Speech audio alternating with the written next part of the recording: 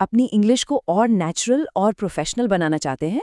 तो चलिए आज एक ऐसी सिंपल सी ग्रामर ट्रिक सीखते हैं जो बातचीत का पूरा अंदाज ही बदल देगी। जरा इन दो सेंटेंसेस के टोन में फर्क देखिए। पहला वाला, I will ask you questions, सुनने में कितना डायरेक्ट, कितना सीधा लगता है ना? और दूसरा, आई will be asking you questions, ये थोड़ा सॉफ्ट, ज्यादा पोलाइट लगता है। तो ये जो छोटा सा फर्क है ना, यही है फ्यूचर कंटिन्यूअस टेंस का कमाल। और यकीन मानिए, प्रोफेशनल कॉन्वर्सेशन में ये छोटी सी चीज बहुत बड़ा बदलाव ला सकती है। अच्छा, अब इस टेंस को समझने का सबसे आसान तरीका क्या है?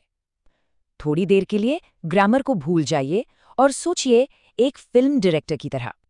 तो ये है इसका गोल्डन रूल जो हमेशा याद रखना है। फ्यूचर कॉन्टिन्यूअस का मतलब है फ्यूचर में किसी खास टाइम पर कोई एक्शन चल रहा होगा, खत्म नहीं हुआ होगा, बस इन प्रोग्रेस होगा। ये एक सिंपल सी 3 स्टेप ट्रिक है। स्टेप 1, दिमाग में फ्यूचर का कोई मूवी सीन इमेजिन कीजिए। स्टेप 2, उस सीन के लिए एक टाइम सेट कीजिए, जैसे कल शाम 7 बजे। और स्टेप 3, अब सोचिए कि ठीक उस मोमेंट पर क्या एक्शन चल रहा होगा। समझे ये कैसे काम करता है? यहाँ हमारा मूवी सीन है कल रात 8 बजे का, और उस सीन में जो एक्शन चल रहा है वो है काम करना। सिंपल। चलिए अब थ्योरी से थोड़ा प्रैक्टिकल पर आते हैं। देखते हैं कि इसके रूल्स क्या हैं और इसका फॉर्मूला कितना आसान है। मेनली 3 सिचुएशंस हैं जहां ये टेंस बहुत काम आता है, खासकर ईमेल्स में, इंटरव्यूज में। ये आपकी लैंग्वेज को ज्यादा पॉलिश्ड बना देता है। और सबसे अच्छी बात पता है क्या है? इसका फॉर्मूला एकदम सिंपल है और कभी नहीं बदलता। बस सब्जेक्ट के साथ विल बी लगाइए और वर्ब में आईएनजी जोड़ दीजिए, बस। अच्छा, अब आते हैं सबसे कॉमन कंफ्यूजन पर। इसको एक बार में ही क्लियर कर लेते हैं ताकि आगे कोई गड़बड़ ना हो। सबसे बड़ा कंफ्यूजन होता है फ्यूचर सिंपल और फ्यूचर कंटिन्यूअस के बीच। फर्क क्या है दोनों में? देखिए, फर्क है फोकस का।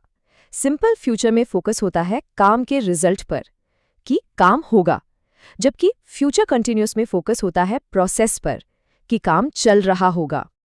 एक और चीज जो लोगों को कंफ्यूज करती है वो है प्रेजेंट कंटिन्यूअस का फ्यूचर के लिए इस्तेमाल। याद रखिए, वो फिक्स्ड प्लान या स्केड्यूल के लिए होता है, जैसे I am flying to Delhi tomorrow. लेकिन फ्यूचर कंटिन्यूअस, जैसा हमने कहा, फ्यूचर के किसी सीन की तस्वीर बनाता है जहां काम चल रहा होगा।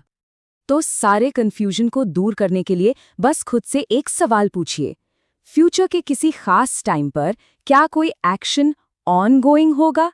अगर जवाब हाँ है तो बिना सोचे फ्यूचर कंटिन्यूअस का इस्तेमाल कीजिए। ठीक है, थियरी तो बहुत हो गई। अब देखते हैं कि रियल लाइफ में, प्रोफेशनल सेटिंग में और हमारी डेली लाइफ में ये पावरफुल टूल कैसे काम आता है। जैसे जॉब इंटरव्यू में आई विल कंट्रीब्यूट की जगह I will be contributing to team projects बोलना ज्यादा इंप्रेसिव लगता है। या डेली लाइफ में 9 बजे फोन मत करना, मैं सो रहा हूँगा। कितना क्लियर और पोलाइट मैसेज है। तो चलिए एक छोटा सा क्विज हो जाए। दिमाग की बत्ती जलाइए। इस ब्लैंक में क्या आएगा? At 7 PM tomorrow, I dash work. और ये वाला, this time next week she travel.